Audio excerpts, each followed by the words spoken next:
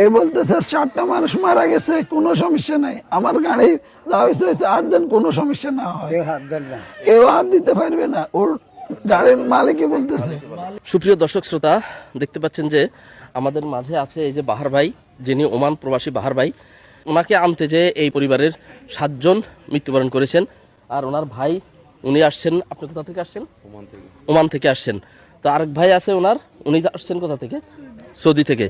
তো আসলে আমরা এখন শুনবো ওনাদের মুখ থেকে আসলে কি ঘটনা ঘটেছিল, আর ওই যে চালক, ওই চালকের কি কারণে চালক তার এই অবস্থা করেছিল। এই যে আরেক ভাই, আপনার নাম কি ভাইয়া?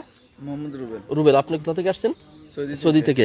এই যে সুপ্রিয় দর্শক শ্রোতা, এই যে 3 ভাই, ওনাদের জীবনে যে আজকে করুণ ঘটনা ঘটে গেল, ওনারা আজকে জানাবেন। আমি গত মাসের 15 তারিখে টিকিট কাটছি।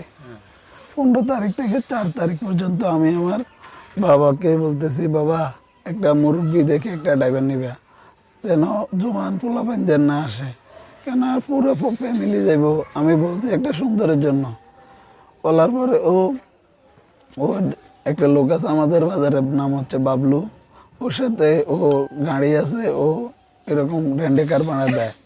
দেওয়ার পরে ওর সাথে কথা বলছে, ও একজন মুরব্বী ড্রাইভার দিবে আর ওর গাড়ি দিবে, কি বলতে পারছেন না। তারপর বাপের সাথে প্রতিদিন বলতাম, আমি ভালো ওর কথা আগে থেকে না বলতাম, মুরব্বী ড্রাইভার ঠিক আছে নি ড্রাইভার, এরকম তারা বলতাম। তো সে বলছে ওকে ঠিক আছে। যেদিন সে এদেরকে পাঠাইবো ঢাকা আমার রিসিভ করার জন্য, ওই দিন আমি এয়ারপোর্ট চলে আসি। ওমান টাইম সকাল 5টা বাজে আমরা ওইখান থেকে বাড়িছি। ওইখান থেকে বাড়ার পরে আমি এখানের টাইমে আমি বিমানের ভিতরে ছিলাম। আমি এদের সাথে কথা বলতে পারিনি যে কোনো কারণে।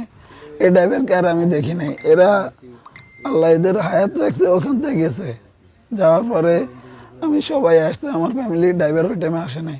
আমি আমার ফ্যামিলির সাথে কথা বলছি, আমার বাচ্চাকে একবার নিচে কোলে, আমার কোল থেকে নেমে গেছে। পরে ও ড্রাইভার আমাদের সামনে আসছে, আসার পরে আমি এরে দেখি বলতেছি আমি যাবো না। একদমই বয়স কম, 18 হবে না ওর বয়স, লাইসেন্স মনে হয় না এর কাছে। আমি বলতেছি ভাই আমি যাবো না, তোমার গাড়ি সকালে যাবো, তুমি রাত্রে ঘুমাও। ও বলতেছে সমস্যা নেই ভাই, আমি আস্তে আস্তে যাবো। আমি এর বলতেছি না আমি যাবো না। আমার দেখে মনে অনেক ভয় লাগতেছে। আমি আমার ফ্যামিলির সাথে, আমার ওয়াইফের সাথে, আমার বাচ্চার সাথে আমি বসি নাই, আমি সামনে ওর সাথে বসছি। আমার ভয় লাগতেছে কি করে এরম মিলে ড্রাইভিং করতেছে। মানে একটা রাস্তার এই মিডল, এখানে একটা খাদ, এইখান থেকে কাট নেয় ওখানে চলে যায়। এই পাশে দিয়ে 120-এ গাড়ি আসলে 100-তে গাড়ি